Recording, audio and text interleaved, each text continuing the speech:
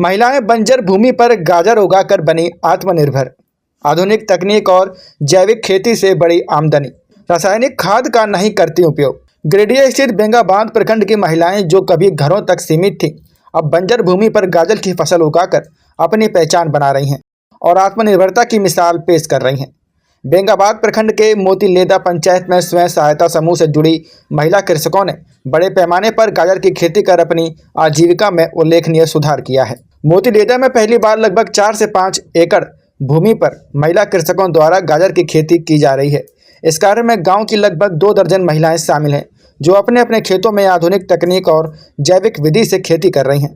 महिलाओं की मेहनत से कभी बंजर पड़ी जमीन आज गाजर की हरी भरी फसल से आच्छादित हो गई है। बेंगाबाद GSLPS द्वारा इन महिलाओं को गाजर की उन्नत खेती का प्रशिक्षण दिया गया। प्रशिक्षण से पहले भी महिलाएं गाजर उगाती थीं, लेकिन पारंपरिक तरीकों से उत्पाद सीमित रहता था। प्रशिक्षण के बाद इस वर्ष क्यारी और बेड पद्धति अपनाकर खेती की गई, जिससे उत्पादन में उल्लेखनीय वृद्धि हुई है। अगले वर्ष और भी बड़े पैमाने पर गाजर की खेती करने का लक्ष्य निर्धारित किया गया है।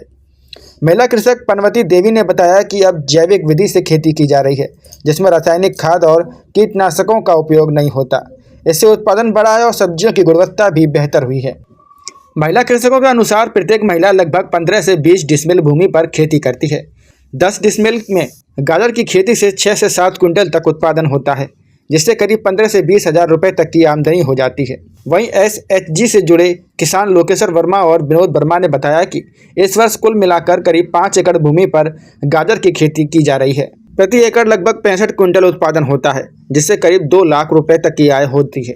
गाजर की खेती में प्रति एकड़ 20 से 25 हज़ार रुपये का खर्च आता है। हालांकि किसानों ने सिंचाई की समस्या को लेकर चिंता भी जताई।